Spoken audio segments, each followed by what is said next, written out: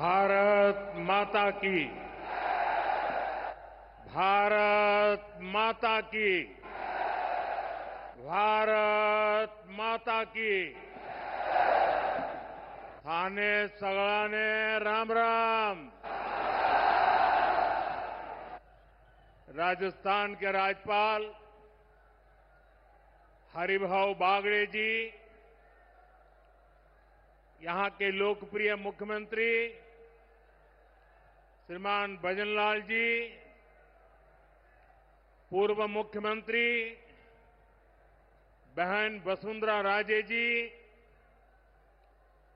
केंद्रीय कैबिनेट के मेरे साथी अश्विनी वैष्णव जी, अर्जुन राम मेघवाल जी, राजस्थान की उप मुख्यमंत्री दिया कुमारी जी, प्रेमचंद जी, राजस्थान सरकार के अन्य मंत्रीगण, संसद में मेरे साथी मदन राठौड़ जी, अन्य सांसद और विधायकगण और मेरे प्यारे भाई और बहनों, आप सभी यहां इतनी विशाल संख्या में आए हैं और इतनी भयंकर गर्मी के बीच, और आज इस कार्यक्रम से देश के 18 राज्य और केंद्र शासित प्रदेशों से भी लाखों लोग ऑनलाइन आज यहां हमारे साथ जुड़े हैं।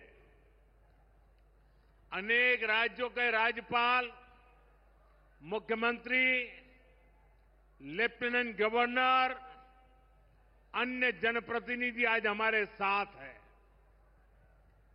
मैं देश भर से जुड़े सभी महानुभावों का, जनता जनार्दन का अभिनंदन करता हूं।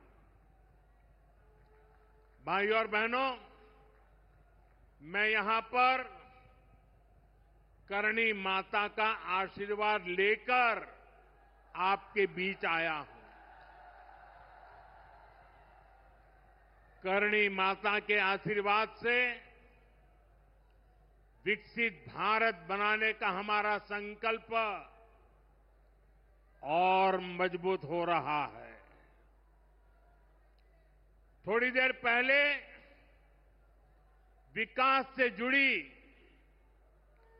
26,000 करोड़ रुपए की परियोजनाओं का यहां शिलान्यास और लोकार्पण हुआ है।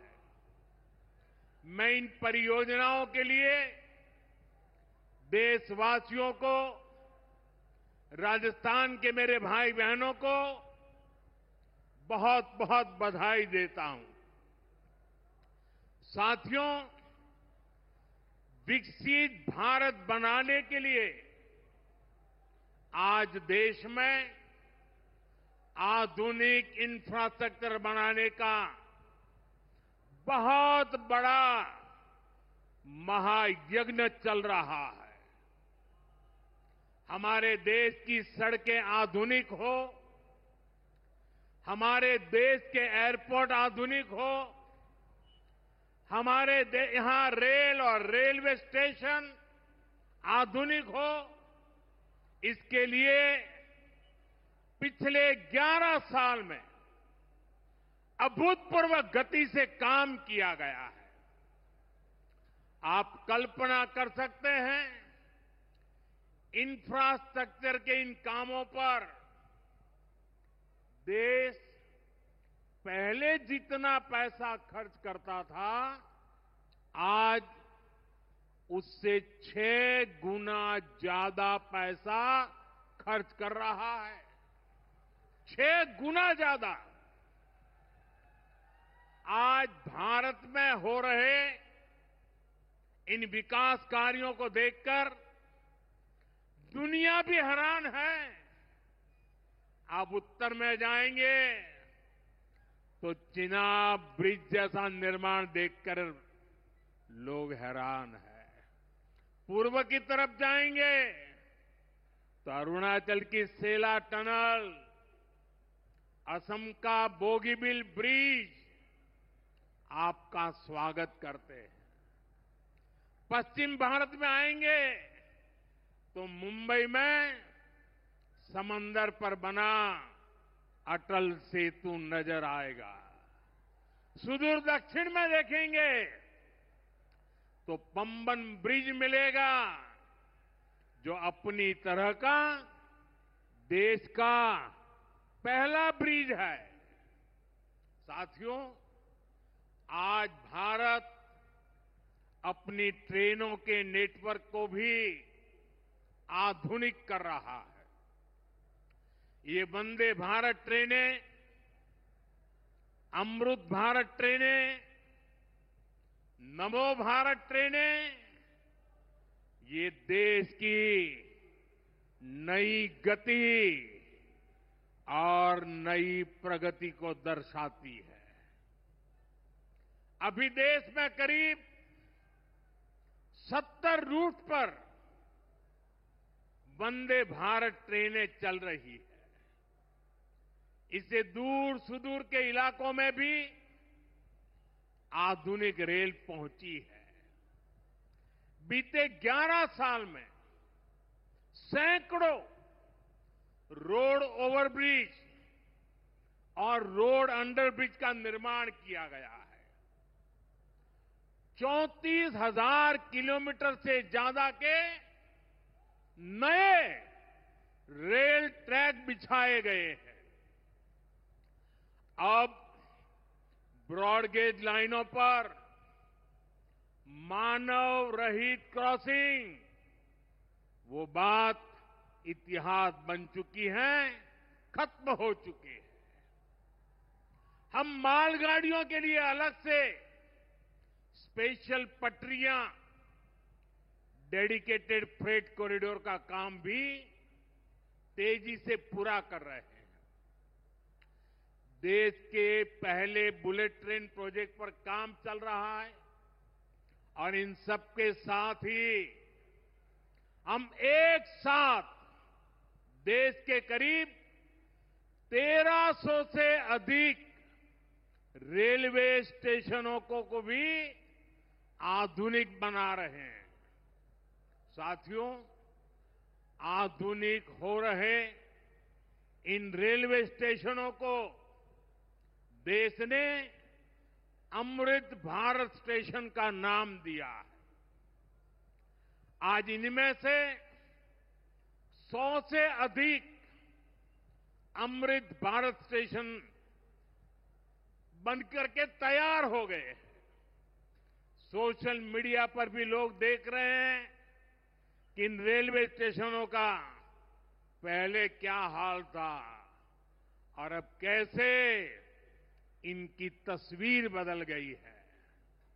साथियों, विकास भी, विरासत भी, इस मंत्र का इन अमृत भारत रेलवे स्टेशनों पर उसका नजारा साफ साफ दिखाई देता है। ये स्थानीय कला और संस्कृति के भी नए प्रतीक है। जैसे राजस्थान के मांडलगढ़ रेलवे स्टेशन पर महान राजस्थानी कला संस्कृति के दर्शन होंगी। बिहार के थावे स्टेशन पर मां थावे वाली के पावन मंदिर और मधुबनी चित्रकला को दर्शाया गया है। मध्य प्रदेश के ओरछा रेलवे स्टेशन पर आपको भगवान राम के आभा का एहसास होगा। श्रीरंगम स्टेशन का डिजाइन भगवान श्री रंगनाथ स्वामी जी के मंदिर से प्रेरित है। गुजरात का डाकोर स्टेशन रणछोड़राय जी से प्रेरित है। तिरुवन्नामलई स्टेशन द्राविड़ वास्तुकला के अनुसार डिजाइन किया गया है। बेगमपट स्टेशन पर आपको काकतीय साम्राज्य के समय का आर्किटेक्चर देखने को मिलेगा। यानी हर अमृत स्टेशन पर आपको भारत की हजारों साल पुरानी विरासत के दर्शन भी होंगे। ये स्टेशन हर राज्य में टूरिज्म को भी बढ़ावा देने के माध्यम बनेंगे, नौजवानों को रोजगार के नए मौके देंगे और मैं उन शहर के नागरिकों को, रेलवे में यात्रा करने वाले पैसेंजर से प्रार्थना करूंगा, ये सारी संपत्ति के मालिक आप हैं। कभी भी वहां गंदगी न हो, इस संपत्ति का नुकसान न हो, क्योंकि आप उसके मालिक हैं।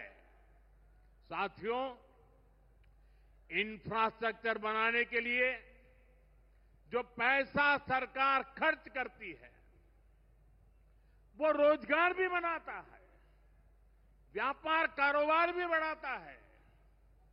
जो हजारों करोड़ रुपए सरकार लगा रही है, ये पैसा मजदूर की जेब में जा रहा है, ये दुकानदार को मिल रहा है, दुकान और फैक्ट्री में काम करने वाले लोगों को मिल रहा है।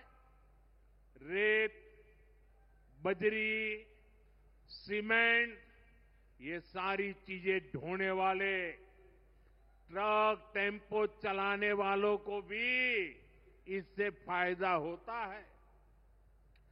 और जब ये इंफ्रास्ट्रक्चर बनकर तैयार हो जाता है, तो फिर अनेक गुना और फायदे होते हैं। किसान की उपज कम कीमत में बाजार तक पहुंचती है, वेस्टेज कम होती है, जहां सड़कें अच्छी होती हैं, नई ट्रेनें पहुंचती हैं, वहां नए उद्योग लगते हैं, पर्यटन को बहुत बढ़ावा मिलता है। यानी इंफ्रास्ट्रक्चर पर लगने वाले पैसे से हर परिवार का, खास तौर पर हमारे नौजवानों का सबसे अधिक फायदा होता है।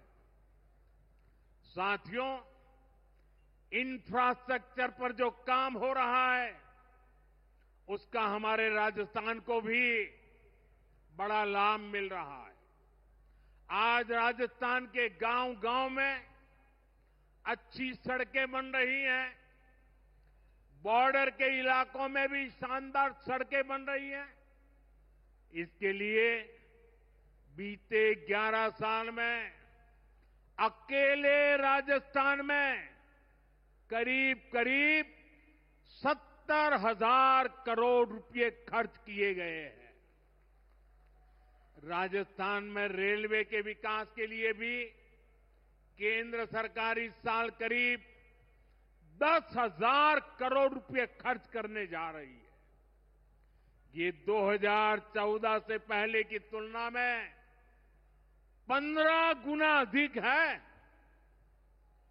अभी थोड़ी देर पहले ही यहां से मुंबई के लिए एक नई ट्रेन को हरी झंडी दिखाई गई है। आज ही कई इलाकों में स्वास्थ्य, जल और बिजली से जुड़ी योजनाओं का शिलान्यास और लोकार्पण हुआ है। इन सारे प्रयासों का लक्ष्य है हमारे राजस्थान के शहर हो या गांव तेजी से उन्नति की ओर बढ़ सके। राजस्थान के युवाओं को उनके शहर में ही अच्छे अवसर मिल सके। साथियों, राजस्थान के औद्योगिक विकास के लिए भी डबल इंजन सरकार तेजी से काम कर रही है। अलग अलग सेक्टर्स के लिए यहां भजनलाल जी की सरकार ने नई औद्योगिक नीतियां जारी की है। बीकानेर को भी इन नई नीतियों का लाभ मिलेगा। और आप तो जानते हैं, जब बीकानेर की बात आती है तो बीकानेरी भुजिया का स्वाद,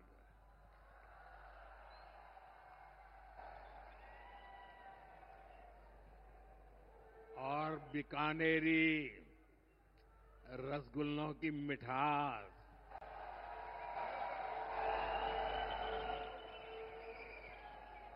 विश्व भर में अपनी पहचान बनाएगी भी और बढ़ाएगी भी। राजस्थान की रिफाइनरी का काम भी अंतिम चरण में है। इससे राजस्थान पेट्रोलियम आधारित उद्योगों का प्रमुख हब बनेगा। अमृतसर से जामनगर तक जो 6 लेन का इकोनॉमिक कॉरिडोर बन रहा है, वो राजस्थान में श्रीगंगानगर, हनुमानगढ़, बीकानेर, जोधपुर, बाड़मेर और जालोर से गुजर रहा है। दिल्ली मुंबई एक्सप्रेसवे का काम भी राजस्थान में लगभग पूरा हो गया है। कनेक्टिविटी का यह अभियान राजस्थान में औद्योगिक विकास को नई ऊंचाई पर ले जाएगा। साथियों, राजस्थान में पीएम सूर्यघर मुफ्त बिजली योजना भी तेजी से आगे बढ़ रही है। इस योजना से राजस्थान के 40,000 से ज्यादा लोग जुड़ चुके हैं। इससे लोगों का बिजली बिल 0 हुआ है और लोगों को सोलर बिजली पैदा करके कमाई का नया रास्ता भी मिला है। आज यहां बिजली से जुड़े कई प्रोजेक्ट का शिलान्यास और लोकार्पण हुआ है। इनसे भी राजस्थान को और ज्यादा बिजली मिलेगी। बिजली का बढ़ता उत्पादन भी राजस्थान में औद्योगिक विकास को नई गति दे रहा है। साथियों, राजस्थान की ये भूमि रेत के मैदान में हरियाली लाने वाले महाराजा गंगा सिंह जी की भूमि है। हमारे लिए पानी का क्या महत्व है, यह इस क्षेत्र से बेहतर भला कौन जानता है। हमारे बीकानेर, श्रीगंगानगर, हनुमानगढ़, पश्चिम राजस्थान के ऐसे अनेक क्षेत्रों के विकास में पानी का बहुत बड़ा महत्व है। इसलिए एक तरफ हम सिंचाई परियोजनाओं को पूरा कर रहे हैं और साथ ही नदियों को जोड़ रहे हैं।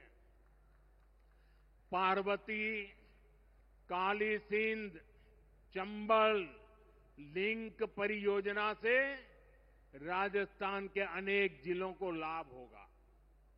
यहां की धरती, यहां के किसानों को फायदा होगा। साथियों,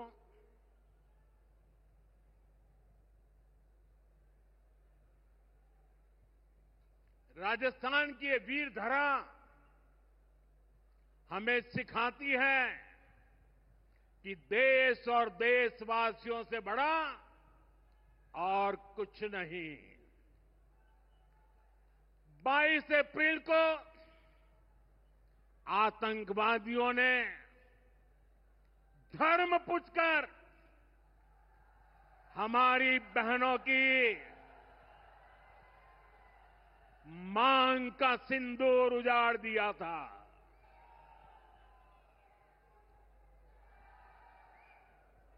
वो गोलियां पहलगाम में चली थी, लेकिन उन गोलियों से 140 करोड़ देशवासियों का सीना छलनी हुआ था।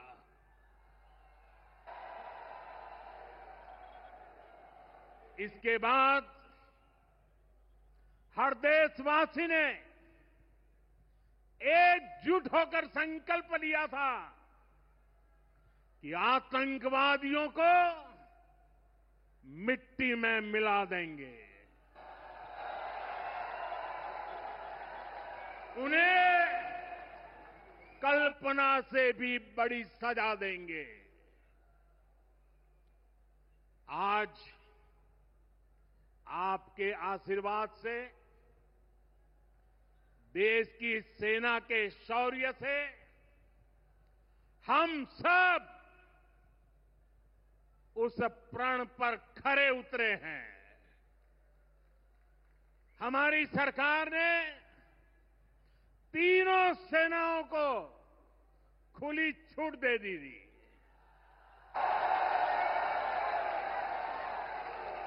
और तीनों सेनाओं ने मिलकर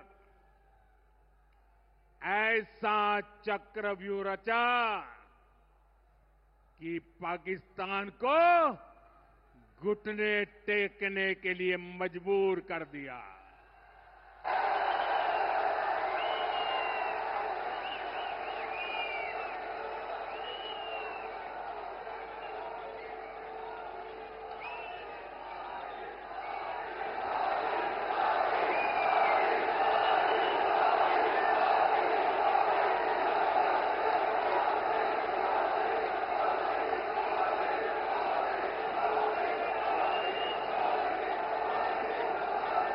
साथियों,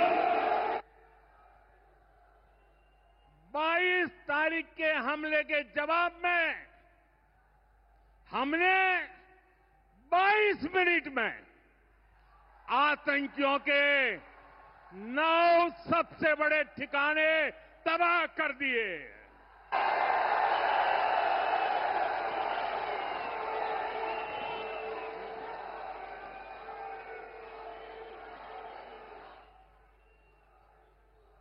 दुनिया ने और देश के दुश्मनों ने भी देख लिया कि जब सिंदूर बारूद बन जाता है तो नतीजा क्या होता है।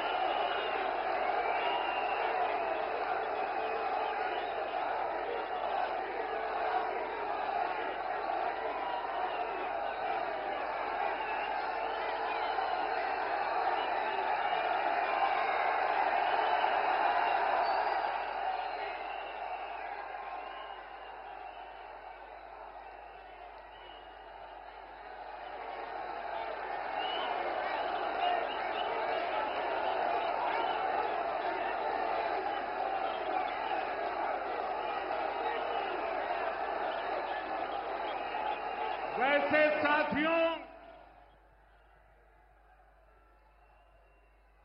ये संयोग ही है। 5 साल पहले जब बालाकोट में देश ने एयर स्ट्राइक की थी, उसके बाद मेरी पहली जनसभा राजस्थान में ही सीमा पर हुई थी।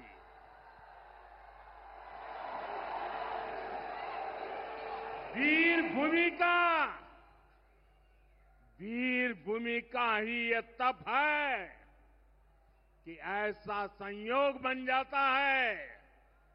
अब इस बार जब ऑपरेशन सिंदूर हुआ तो उसके बाद मेरी पहली जनसभा फिर यहां वीरभूमि राजस्थान की सीमा पर बीकानेर में आप सभी के बीच हो रही है।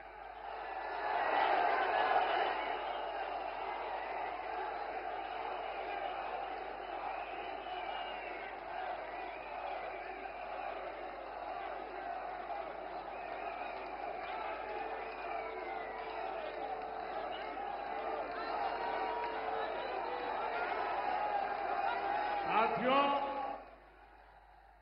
चूरू में मैंने कहा था, एयर स्ट्राइक के बाद मैं आया था, तब मैंने कहा था, सौगंध मुझे इस मिट्टी की, मैं देश नहीं मिटने दूंगा, मैं देश नहीं झुकने दूंगा।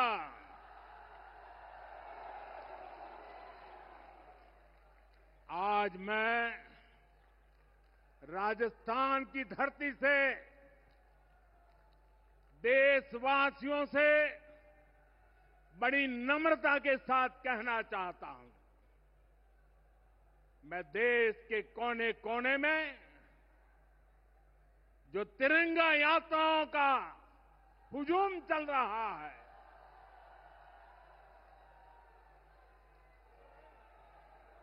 मैं देशवासियों से कहता हूं,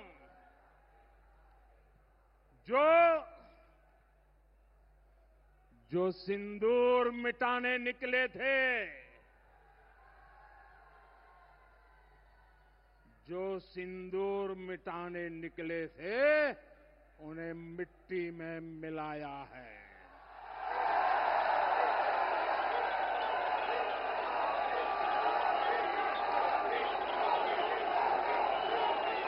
जो हिंदुस्तान का लहू बहाते थे,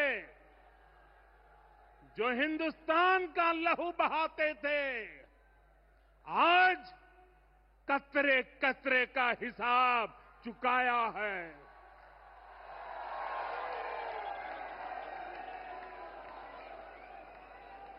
जो सोचते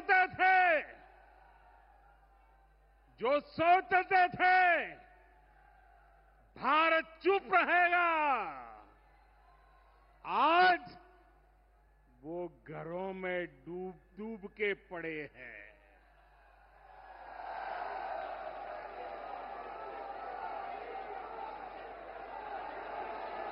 जो अपने हथियारों पर घमंड करते थे, जो अपने हथियारों पर घमंड करते थे, आज वो मलबे के ढेर में दबे हुए हैं।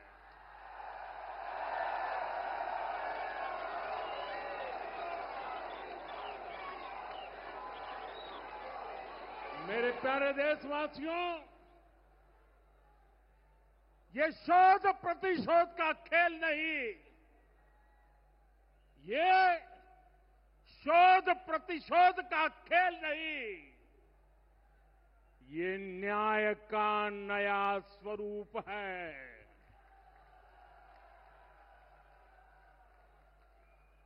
ये न्याय का नया स्वरूप है। ये ऑपरेशन सिंदूर है।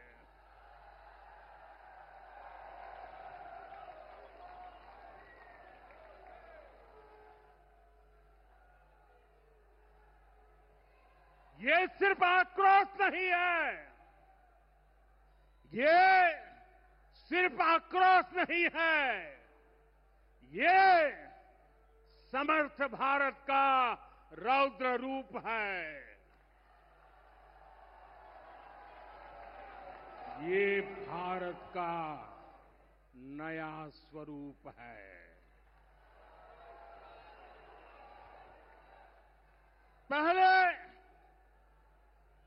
पहले घर में घुसकर किया था वार, पहले घर में घुसकर किया था वार, अब सीधा सीने पर किया प्रहार है।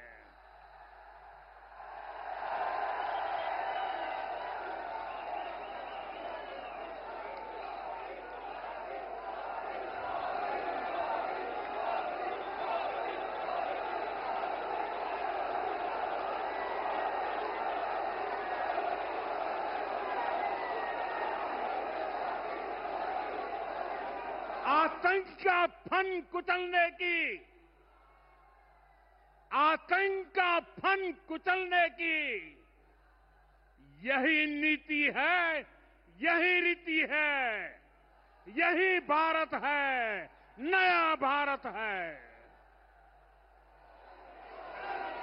बोले भारत माता की, भारत माता की, भारत माता की।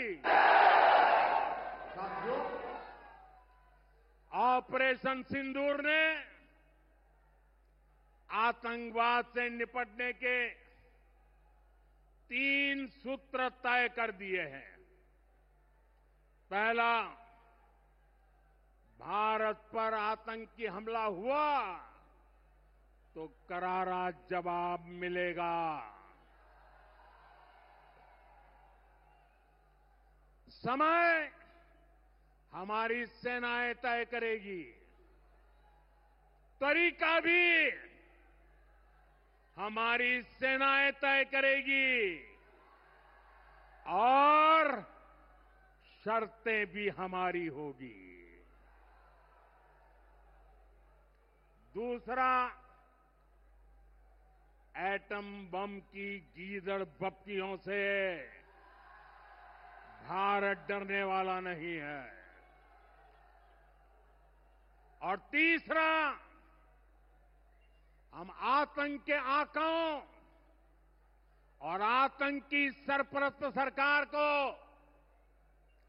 अलग अलग नहीं देखेंगे, उन्हें अलग अलग नहीं देखेंगे, उन्हें एक ही मानेंगे। पाकिस्तान का ये स्टेट और नॉन स्टेट एक्टर वाला खेल अब नहीं चलेगा। आपने देखा होगा, पूरी दुनिया में पाकिस्तान की पोल खोलने के लिए हमारे देश के 7 अलग अलग प्रतिनिधिमंडल पूरे विश्व भर में पहुंच रहे हैं। और इसमें देश के सभी राजनीतिक दलों के लोग हैं, विदेश नीति के जानकार हैं, गणमान्य नागरिक है। अब पाकिस्तान का असली चेहरा पूरी दुनिया को दिखाया जाएगा। साथियों, पाकिस्तान भारत से कभी सीधी लड़ाई जीत ही नहीं सकता। जब भी सीधी लड़ाई होती है तो बार बार पाकिस्तान को मुंह की खानी पड़ती है। इसलिए पाकिस्तान ने आतंकवाद को भारत के खिलाफ लड़ाई का हथियार बनाया है। आजादी के बाद पिछले कई दशकों से यही चला आ रहा था। पाकिस्तान आतंक फैलाता था, निर्दोष लोगों की हत्याएं करता था, भारत में डर का माहौल बनाता था। लेकिन पाकिस्तान एक बात भूल गया, अब मां भारती का सेवक मोदी यहां सीना तान कर खड़ा है।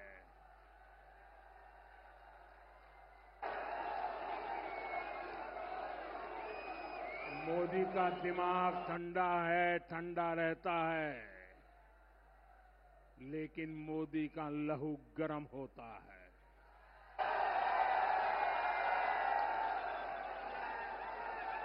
और अब तो मोदी की नसों में लहू नहीं, गरम सिंदूर बह रहा है।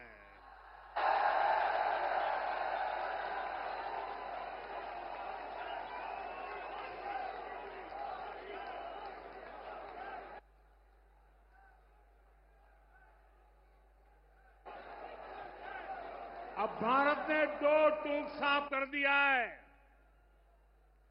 हर आतंकी हमले की पाकिस्तान को भारी कीमत चुकानी पड़ेगी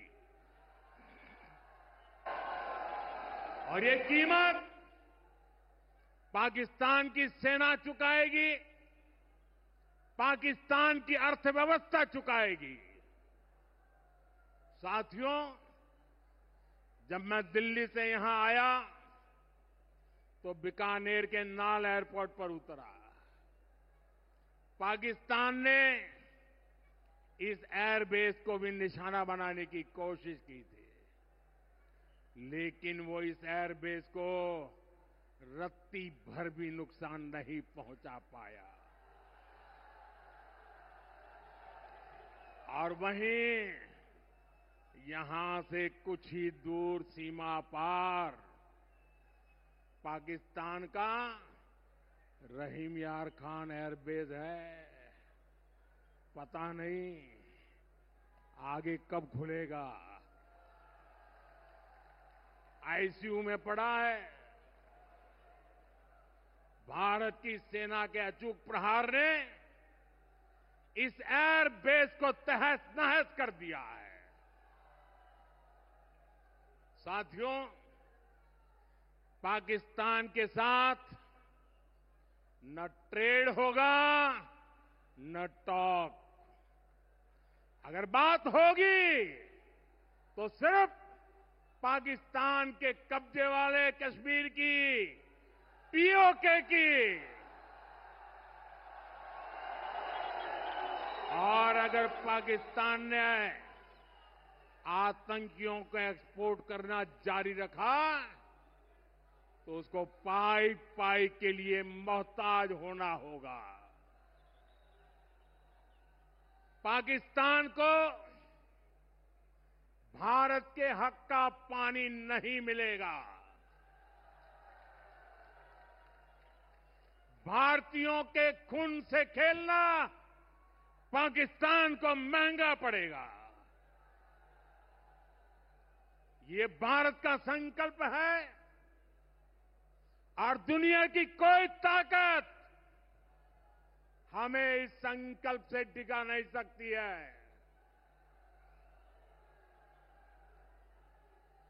भाइयों और बहनों, विकसित भारत के निर्माण के लिए सुरक्षा और समृद्धि दोनों जरूरी है। ये तभी संभव है जब भारत का कोना कोना मजबूत होगा। आज का ये कार्यक्रम भारत के संतुलित विकास का, भारत के तेज विकास का उत्तम उदाहरण है। मैं एक बार फिर इस वीर धरा से सभी देशवासियों को बधाई देता हूं। मेरे साथ बोलिए, दोनों मुट्ठी बंद करके पूरी ताकत से बोलिए, भारत माता की, भारत माता की, भारत माता की। वंदे वंदे वंदे वंदे वंदे वंदे वंदे वंदे